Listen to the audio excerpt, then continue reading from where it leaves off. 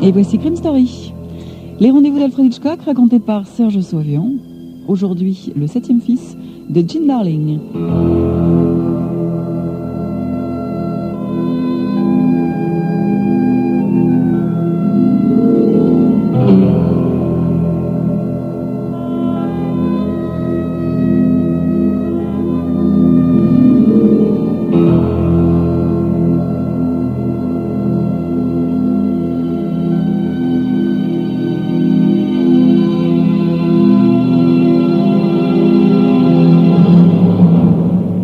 On dit souvent que les coups durs forgent l'âme. Moi, je veux bien. Des coups, des chocs, elle en a pris, mon âme. Je pourrais peut-être dire que ça l'a un peu forgé. Ouais. Mais je peux dire aussi qu'il y a moins de choses qui me font impression aujourd'hui qu'il y a 20 ans. Voyez-vous, je suis flic. Alors, question choc et coups, elle en a eu sans compte, mon âme. Mais il est une certitude.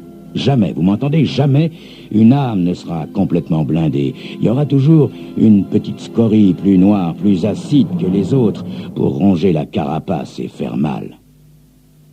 Vous voulez un exemple? Une anecdote? C'est pas difficile, c'est pas ça qui manque.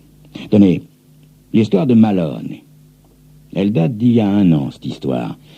Et je suis pas prêt de l'oublier, vous pouvez me croire. Ça se passe dans mon bureau au commissariat et je commence sérieusement à m'énerver.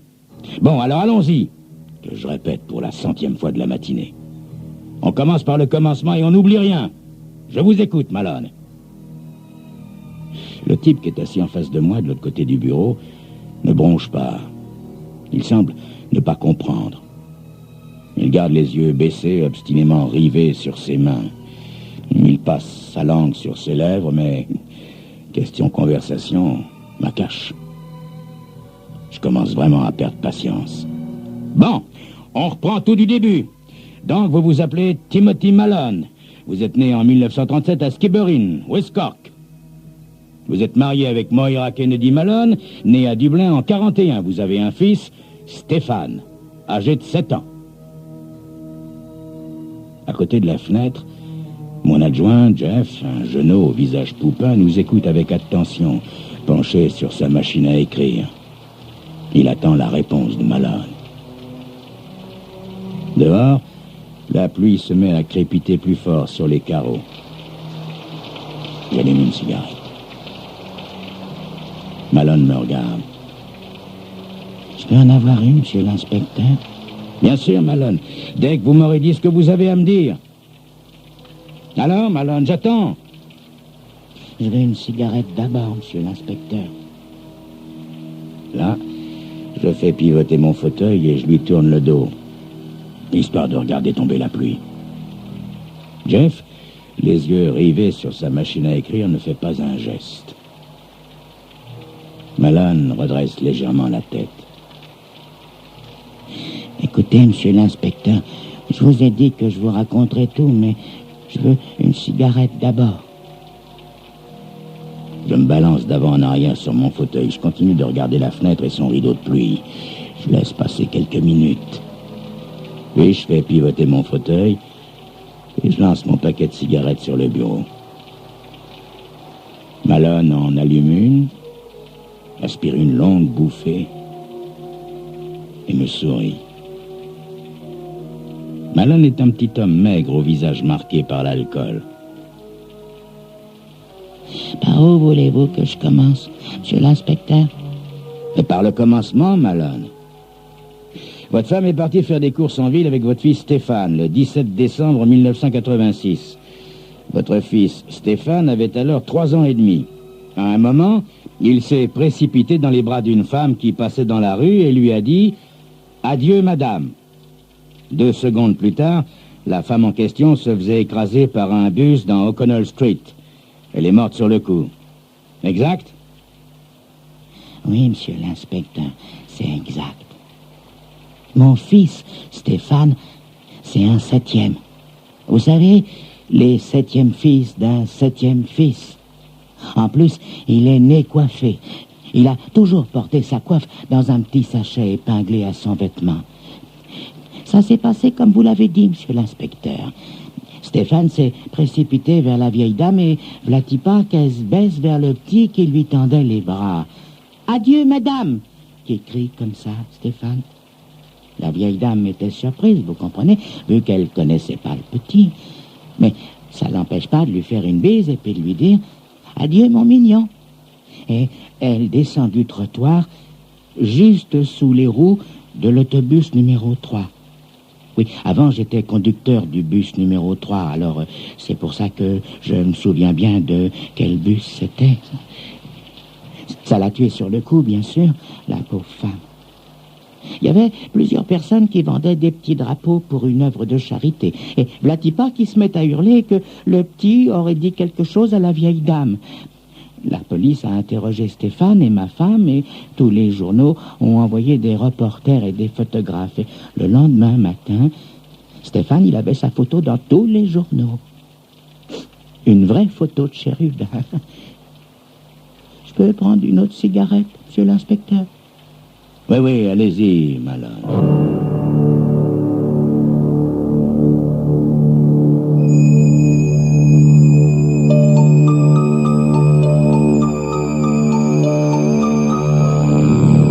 Curieuse histoire, non? S'agit-il d'un hasard ou d'une première manifestation d'un pouvoir terrifiant? Le pouvoir de prédire leur mort aux gens. Reste aussi l'hypothèse d'une mystification. Mais ça, c'est ce que vous saurez dans quelques instants.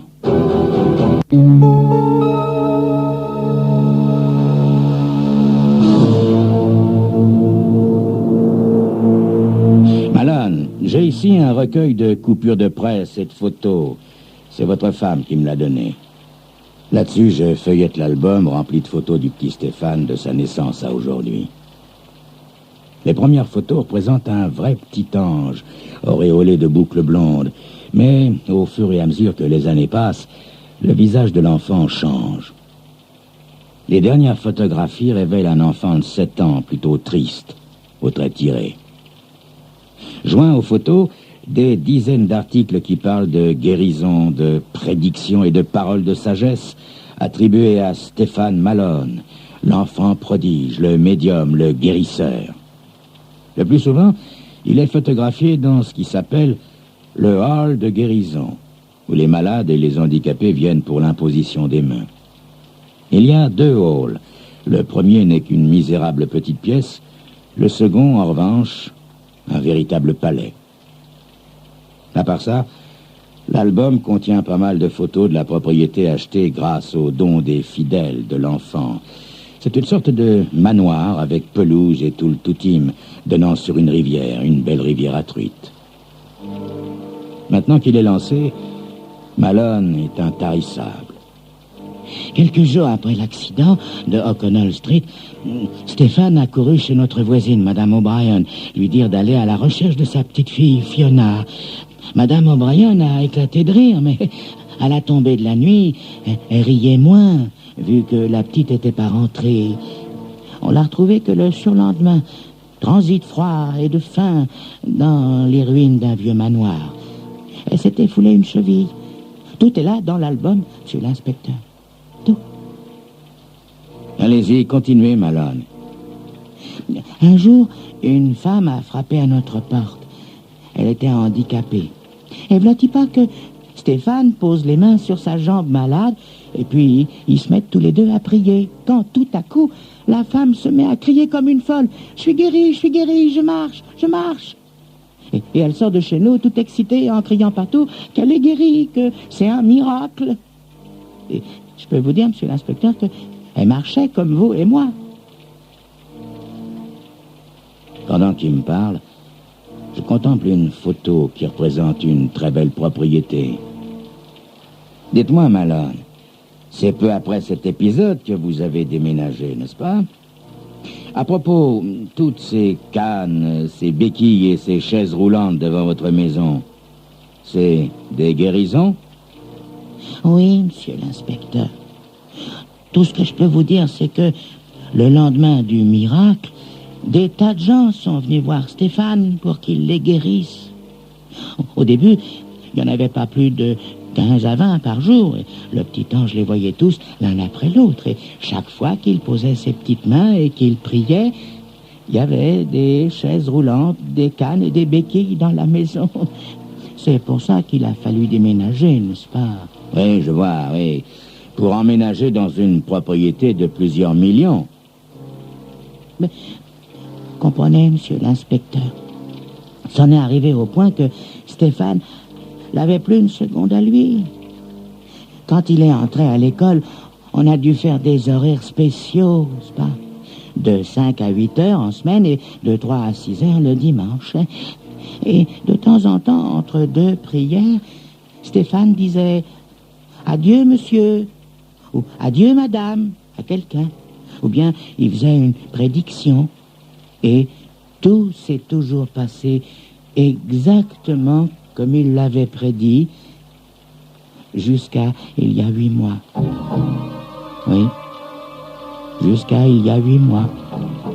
Un jour, il a dit « Adieu, madame » à une femme qui est revenue le lendemain, fraîche comme une rose. Quelques jours plus tard, une prédiction n'est pas arrivée. Et puis une autre, et puis encore une autre. Le petit ange est devenu de plus en plus pâle et il a commencé à maigrir et surtout à perdre confiance en lui, voyez. Il mangeait plus, il dormait plus. Ça m'est arrivé à un point où sa mère et moi, on l'a supplié d'essayer juste une dernière prédiction pour voir. Alors, il a montré une dame du doigt en disant « Adieu, madame ». Et le lendemain matin même, on l'a retrouvée noyée dans la rivière, la dame. Une semaine plus tard, une autre prédiction s'est réalisée. Et après ça, chaque fois que Stéphane désignait quelqu'un, tout se passait comme il l'avait dit. Et il a repris du poids, le petit ange. Il reprenait confiance en lui. Vous comprenez, monsieur l'inspecteur? Et avec la confiance, tout est revenu, n'est-ce pas? Les béquilles, les chaises roulantes, les cannes, abandonnées sur la pelouse devant la maison. Voyez? Je me penche sur l'album et j'examine les photos de la pile d'appareils orthopédiques abandonnés dans le jardin. À votre avis, Malone, combien il y en a? Je ne sais pas, monsieur l'inspecteur. Je dirais plus d'une centaine. Et tout ça appartient à des gens guéris par Stéphane? Chacune de ses béquilles, chacun de ses fauteuils? Oui, si on peut dire, monsieur l'inspecteur. Oui ou non, Malone? Sans répondre, Malone se lève et se dirige vers la porte. La main sur la poignée, il s'arrête. À vrai dire, non, monsieur l'inspecteur. J'en ai acheté quelques-unes.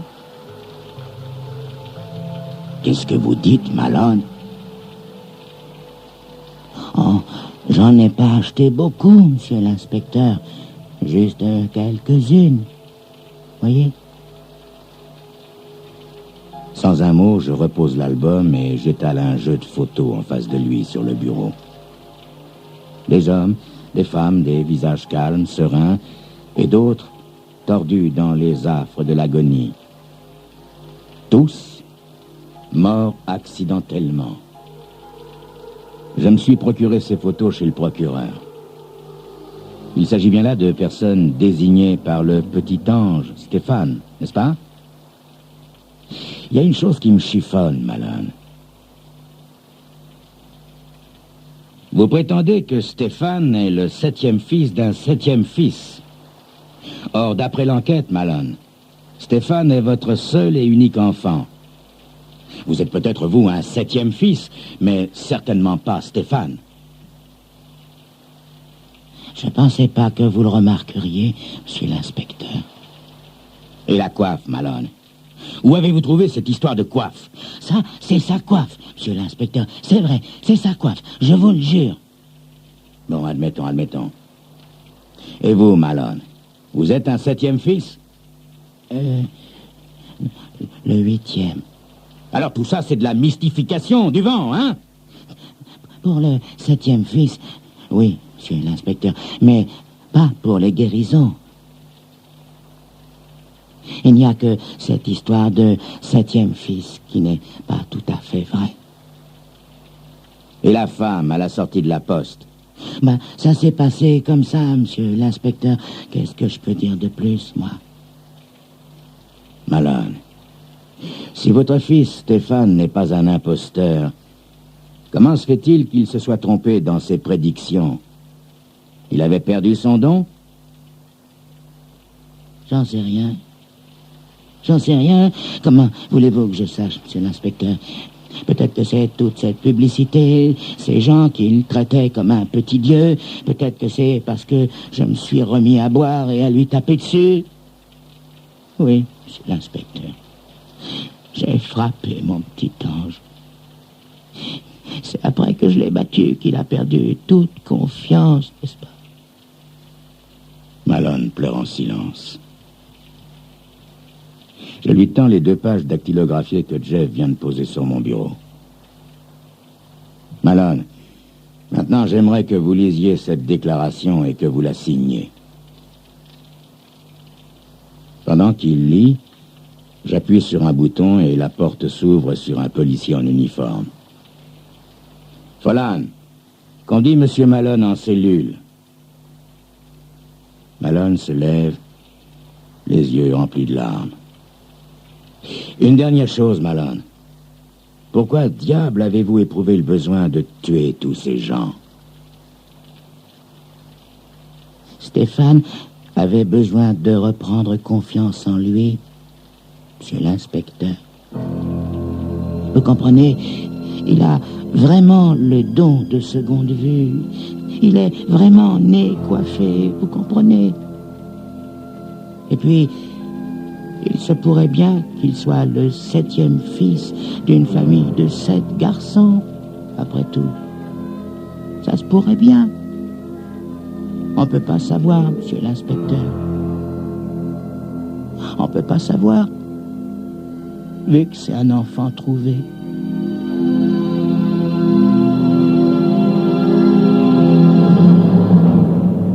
C'était Crime Story, les rendez-vous d'Alfred Hitchcock, racontés par Serge Sauvion.